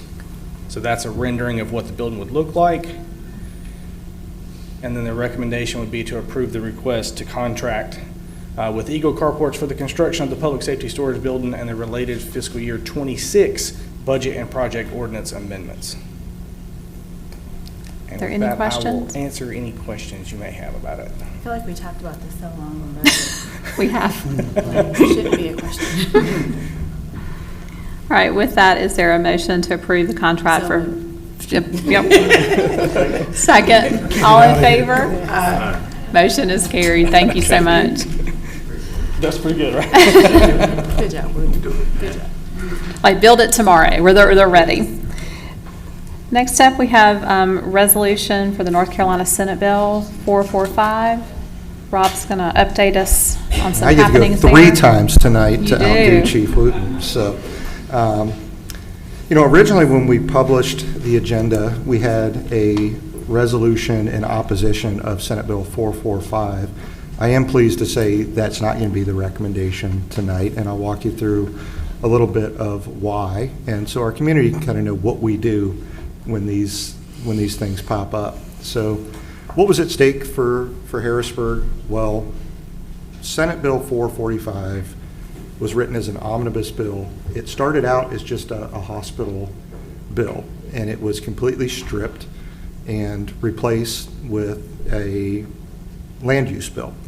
And so what did that look like? That was residential by right that would force the town to allow housing, including multifamily of 5 units or more, up to 60 foot tall in any zone, commercial, business, industrial, without any say from our residents or the town board. So no public hearing, no conditions, no development agreements. Also required mandatory accessory dwelling units. So townwide, any residential property would be able to add a secondary accessory dwelling unit, rent that out. Town would have no control over parking, conditional zoning, unit size. You can imagine in some of our neighborhoods how much chaos that would cause. You know, we didn't have to look far to see like how our residents felt about those types of things. We just did the One Harrisburg survey in late 2025. Managing the effects of growth were the residents' #1 priority for the next 5 years, with 86% saying the town already has enough housing completely. 92% want new developments to address the impacts that they're going to have on the infrastructure. So we reached out on this bill, and when you look at this map, this is something that we had created internally. What would that Section 13 in Senate 445 have meant to us on the ground? Every area that you see here on red is not a threat to us anymore, but this was what was at stake. Every area in red could become residential by right. That did a couple of things. Obviously, oversaturating our infrastructure, taking away our community's decisions and choices, allowing 60-foot units to go up right next to single-family homes anywhere in these areas. But it also gobbled up all of the area that we've targeted for diversifying our tax base. We've spent a lot of time and effort in the economic development realm, and what Raleigh had done by proposing this bill was say, forget that. Your economic development zones aren't for economic development. That's just more residential properties that are going to be forced on you without a say of your residents, without a say of the town board. May 20th was when this started. This bill was just the hospital bill on May 19th. On May 20th, the House committee rewrites the entire bill, putting sections 13 and 14 in there out of whole cloth. On the 27th and 28th, so we were notified by our legislative advocate that we had hired back in April that this was basically put into a committee amendment, and we responded by briefing Representative Allman and reaching out to our local delegation. We prepared impact analysis. We briefed the Cabarrus Economic Development Corporation, and Lumen Strategies engaged on the ground with our delegation in Raleigh. By June 2nd, we had the House amend the bill. Population thresholds were added. Harrisburg and Cabarrus County are now exempt from the entire bill. So this week, 445 did pass the House with our delegation's support of that, and it now moves on to the Senate for their concurrence. But once again, everything that we had talked about in the previous slides has been removed, and Cabarrus County and Harrisburg specifically are no longer included in that. It really only affects now 7 large counties with large cities who actually support this bill. They like the flexibility of not having that public hearing process for high-rise apartments, and they have plenty of commercial and industrial in most of the cities, so that's really not a concern for them.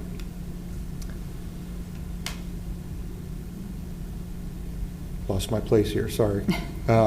Anyway, when we reached out to Representative Allman on the 27th, he had committed to raising that section with House leadership, which he certainly did. Lumen Strategies engaged the full delegation as they were going through their committee meetings. We prepared all of those impact statements so they'd have them in hand. Some of our council members reached out directly to our delegation as well, and that helped. That helped quite a bit. That gets their attention to know that our residents, you know, that they're against this. And ultimately, they're there to represent our residents, and they need to hear that from our residents, and before that, they'll hear it from our board. The EDC also was briefed on this and reached out as well and supported us on it, as well as the municipalities and Central Line and Regional Council of Governments all took a position on this and started lobbying right away. What does the bill do now? Well, basically, every county under 275,000 is exempt. So Cabarrus County as a whole is out.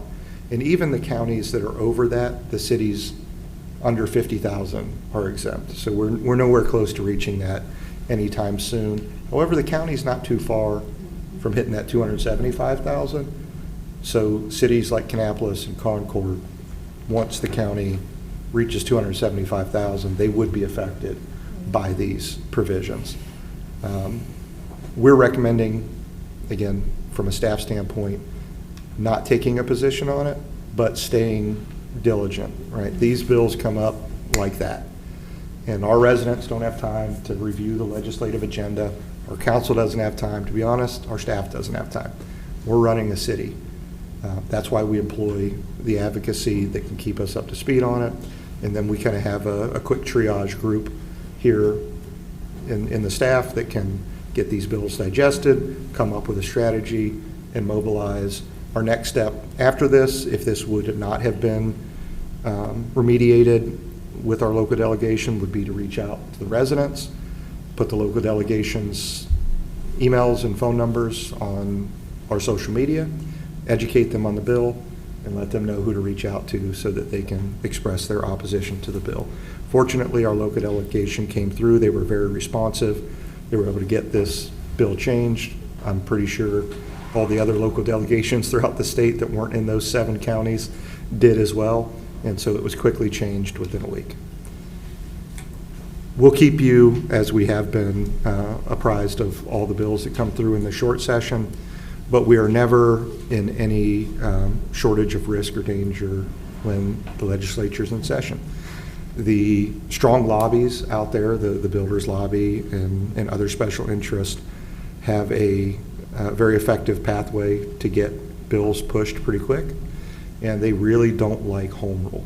They don't like communities making decisions for themselves based on how those specific communities want to operate. They want one set of rules that covers the entire state, and they're always to the benefit of a developer. I've never seen one come through that helped a town. They're always something we're pushing back against. So we'll keep the council apprised of that, we'll keep the community apprised of it as well, and we're really proud of the quick action that Lumen Strategies, our local delegation, and our staff were able to get on this particular one. I'll answer any questions that you have on that, but at this point, no recommendation for the resolution in opposition. Any questions for Rob? Rob, I just want to ask, this is an open-ended question. Had we not had Lumen, this happened a year ago, would our... I think this would have passed. I think it would have passed. Yeah. They voted on it in less than a week. Right. So I'm not sure. Yeah, even with Centralina, we didn't have enough time between our meetings to really activate everyone as quickly as we were able to. I was educating large cities that this even happened. There were many managers that had no idea that this bill came through. This happened so quick that our group at the league didn't even have time to react. They weren't able to make it to the committee. They didn't have a briefing. The County Commissioners Association was like us and them. We're like the only two that I know that had a briefing submitted to the committee.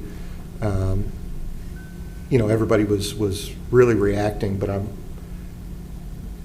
I think if this happens a year ago, this bill passes, we find out about it a few weeks after the fact, we're kind of fighting in the Senate to get it adjusted, because it does have to go back to the Senate, since it wasn't what the Senate sent the House. The Senate sent the House a hospital bill. They got back a land use omnibus. So they still need to review it and vote on it, because it wasn't what they sent them. But the short is, I think it passes if we don't have legislative advocacy in Raleigh, and that our staff is on this and has a process to react. I'll just encourage everybody on council to make sure that you're on school of governments, that you subscribe, because I get an email every day with bill updates. And this was in an email that I got May 21st. So I would just encourage everybody to make sure you go there. It's like, I'll share it out to make sure that everybody has access to it, but they provide updates. Separately, so we don't necessarily have this to worry about in this moment, but we do have the property tax levy to worry about. So where are we with messaging and a stance on that? I mean, we had one a while We have ago. nothing to react to yet. We have a Speaker of the House and a Senate leader who say they're going to do it, but that's all they've got so far. There's nothing for us to oppose if we were going to oppose it. I would imagine that that is not by accident. I think it's very difficult to oppose something until you see the details. You know, we have put positions out on this to our local delegation before. You guys have all met with our local delegation. Cities prefer, I would say cities, Harrisburg prefers to continue to do what we've done, which is run an excellent community. We have one of the lowest tax rates amongst our peer groups in the state. We have one of the lowest tax rates amongst our cohorts in the region. We provide better services when we benchmark against all of our peers. And we do it at a very, we have an exceptional value. Nobody touches it.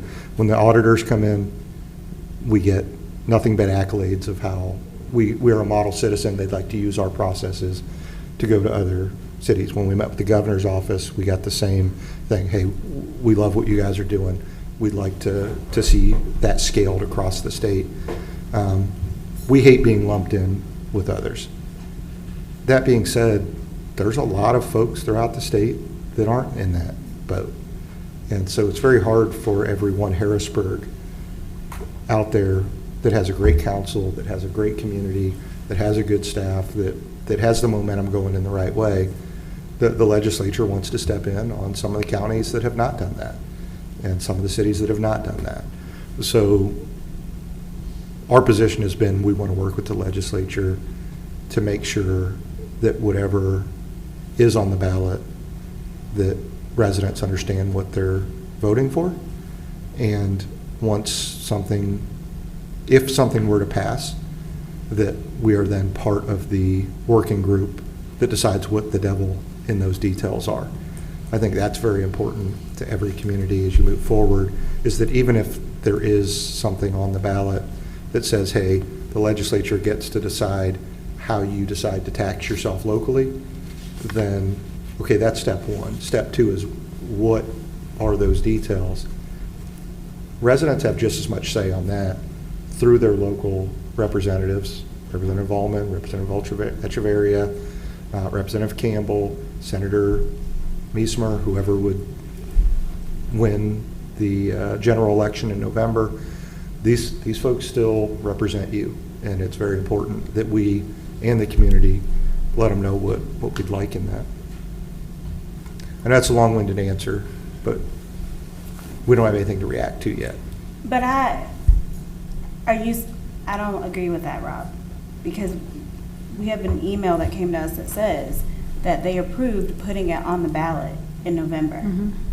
So what are you saying? Putting what on the ballot? They don't have the details Right, of it, though. but we've always known that, and we were told that there would not be a number necessarily there. It would just be the point of doing something. Is that why you're saying that? That's exactly what I'm saying. We have nothing to react to. They're saying, hey, we're putting this on the ballot. Putting what? I mean, I hear you, but our Putting what? residents don't hear that. Our residents hear, oh, this is an opportunity to lower our property taxes, not understanding what the implications of that are. So that's why I think one way or the other, there needs to be a message of what that could be either way. I definitely hear that. I think we would have to make assumptions and say, as a city, and we can do that. We can say, here is what potentially the legislature could do and what that means. And we've talked about that internally, right? If you set a cap similar to what California had done, right? Let's say we adopt the California levy mechanism. California had to see the schools rescued by the state. They were run locally, and there was billions of dollars of shortfall year one. The state had to come in and take over ownership and pull that out of the locals. You can see a direct crime correlation in California between when they did their levy tax adjustments and when their crime issues went through the roof. Subsequently, you also see their population start to decline. Every penny of a property tax value comes back to the local community 100%, right? We saw it tonight, 53% of that goes to public safety. That's salaries, wages, trucks, equipment for people that go to the house when you call 911. The rest of it, and we can go back to that breakdown, goes to picking up the trash, paving the roads, and park and rec. That's 90% of every property tax dollar that we spend in those categories: public safety, transportation, solid waste, parks and recreation. So if we were to adopt a California model, you would have to cut those areas. And if 50% of it's public safety, there's no way public safety is safe from a California-style property tax. There are other states that have done it well, and so if you model it after the Texas model, Harrisburg would be fine. Other cities would struggle mightily. I think you would see other areas of the state struggle. We've never exceeded the Texas model numbers, and so Harrisburg would be fine. So I think, again, back to, we could take a position that we just don't think the state legislature has a say in it, but that would be the only position that I think we could take from a data standpoint. Like they're not going to give us details. We're not going to be able to tell our residents this will happen. We could model California.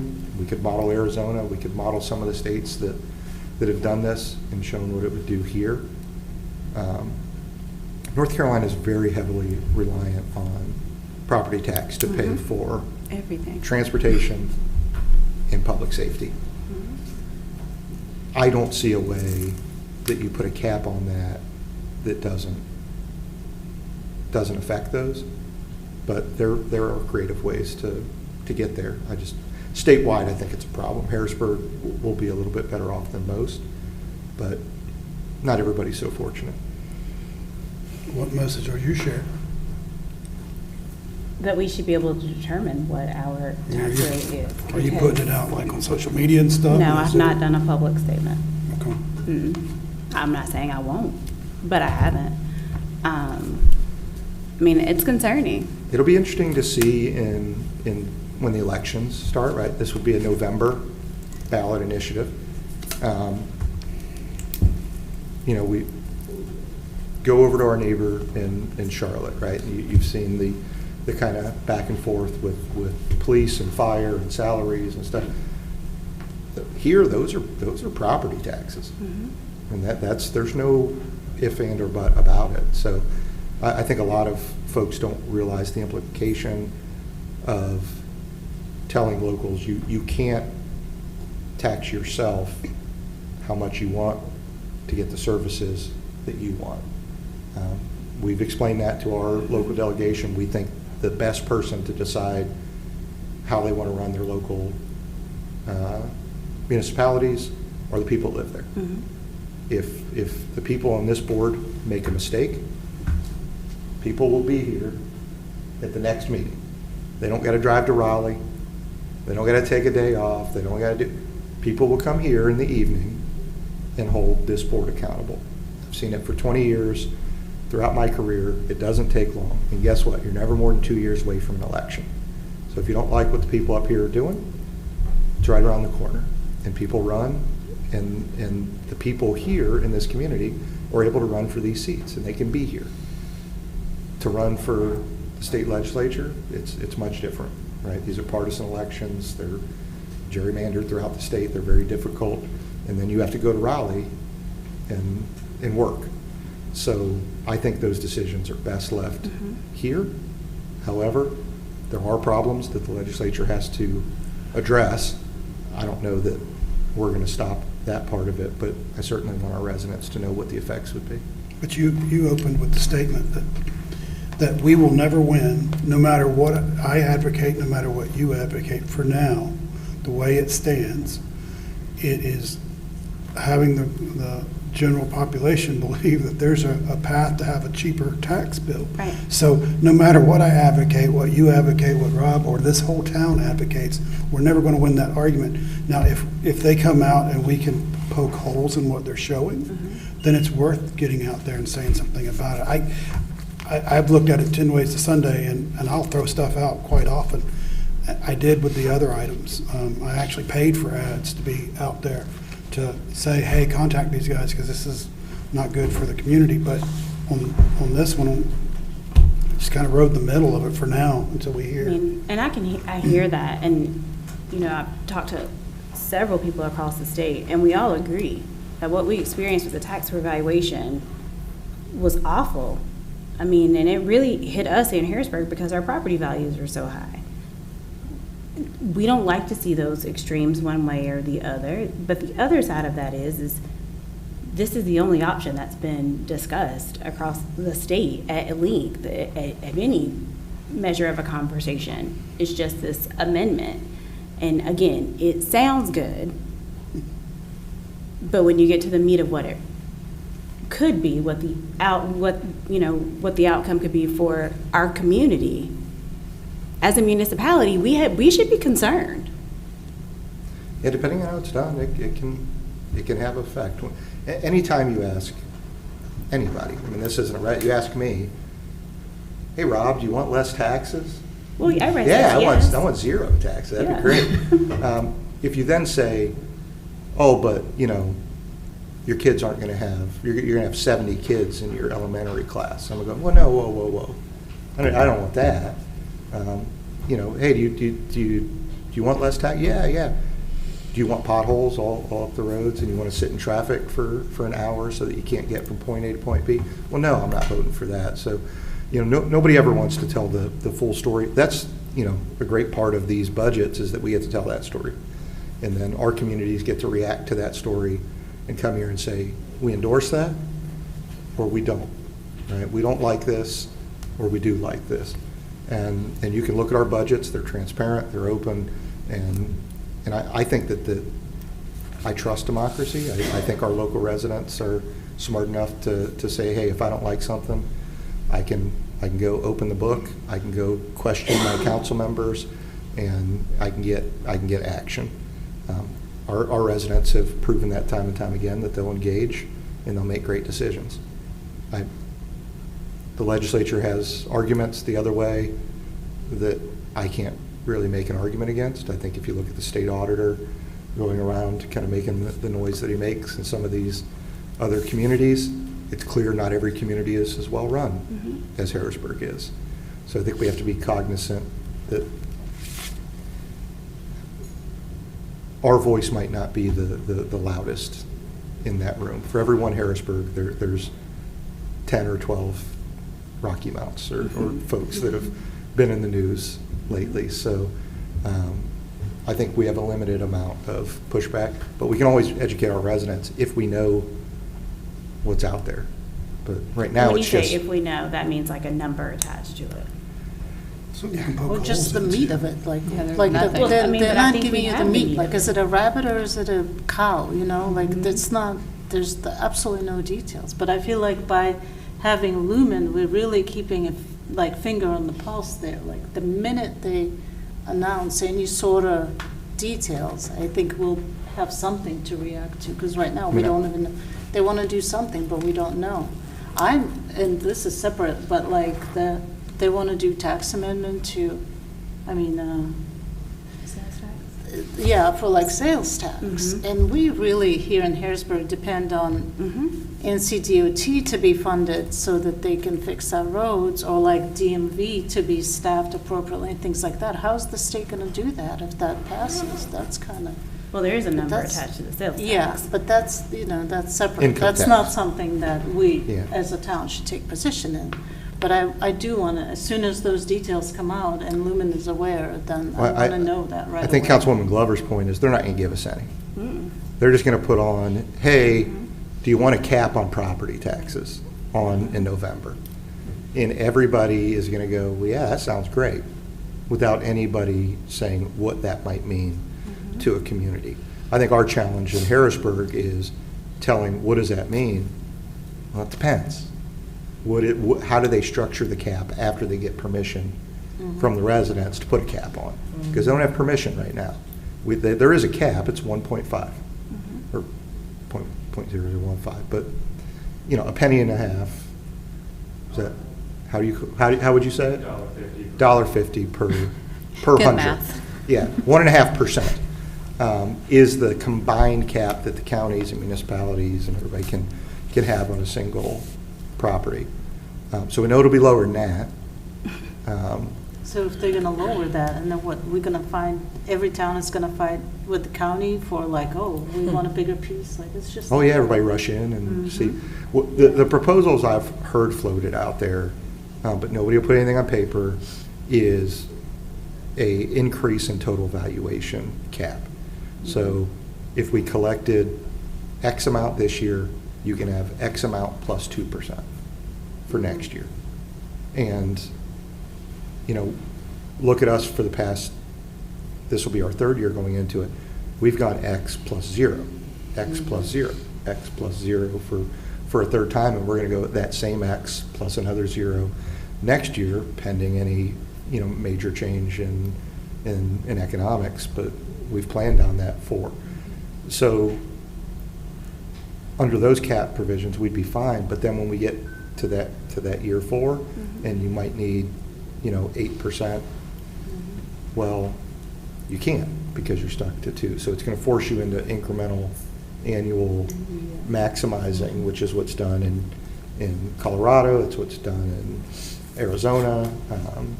You know, I think those decisions are best left to the locals, but that doesn't look like that's on the horizon. What I've done is volunteer to be part of any work group that is formed. So we've asked them to add some town managers to whatever group decides how these caps are implemented if it were to pass. And that way we can advocate for Harrisburg and the communities like ours. I mean, essentially, we could advocate and educate, we're okaying a blank check with no details. So is that what you want? Like, would you like, before you vote yes or no on this, would you like to know what the meat of this is? Okay, well, they're not giving you that. So are you still comfortable letting Raleigh decide that? I mean, and I think that's the message. Like we should be able to make a determination of what is the best for our municipality. Right. Because we're dealing with overreach with downzoning. We almost dealt with it with Senate Bill 445. Yeah. Like, I mean, I don't see any harm in establishing what a levy could do, just so that people are aware. And y'all can firm up the language. Y'all do a fantastic job with communication. No, we could Not my we forte. come up with it. But I think we need a little something. work group here with the council to understand what that position is. It's easy to take a position to say we're opposed to a blank check to Raleigh to make local decisions. That's I think the board would all agree to that. How we then define it is going to get some pushback from our legislators. Say, whoa, you're not being honest. That you're making an assumption.